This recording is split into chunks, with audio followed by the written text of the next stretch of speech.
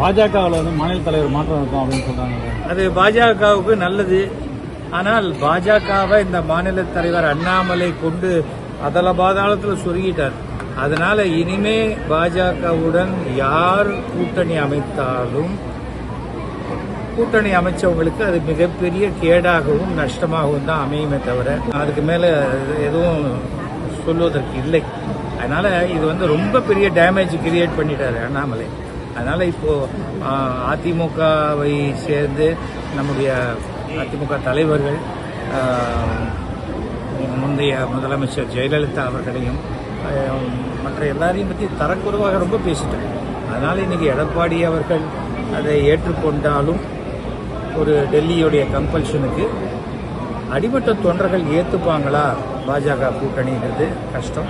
ஆனால் இன்றைக்கு இருக்கக்கூடிய திமுக கூட்டணி தான் வெற்றி பெறக்கூடிய 100% சாத்தியக்கூறு இருக்கு. மறுபடியும் ஸ்டாலின் தான் முதல்வராக வருவார். அது ஃபுல் மெஜாரிட்டியில் நடக்கும்.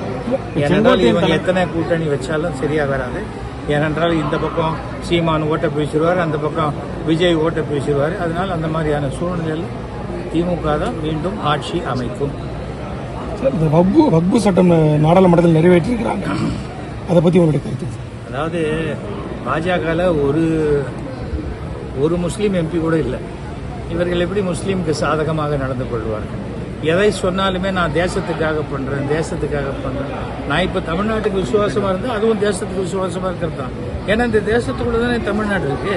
தேசங்கிறது ஒன்றும் இல்லை, ஒரு உடம்புல தலை, கை, கால் எல்லாமே இருக்கிறது தான் உடம்பு.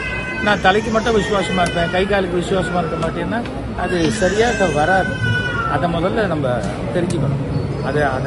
அது தெரியாம தான் அவங்க ஏதாவது நான் தேசப்பற்று நீங்க ஆன்டி நேஷனல்லாம் உளர்ற இது. ஆன்டி நேஷனல்ங்கிறது தேசத்துக்கு எதிரானது. தமிழ்நாட்டுக்கு நான் விசுவாசமா இருந்தாலே நான் தேசத்துக்கு விசுவாசமா இருக்கிற மாதிரி தான்.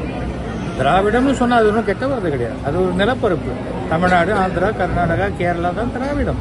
மற்றவங்க அதை சொல்லலை, தமிழ்நாடு அதை சொல்லுவதற்காக பெருமைப்படுகிறான். இப்போ நான் என்ன எடுத்துக்கிட்டா நானும் ஒரு திராவிடம் தான். இதுக்குள்ள ஜாதி எங்க கொண்டுறாங்க? அவசியமே இல்லை.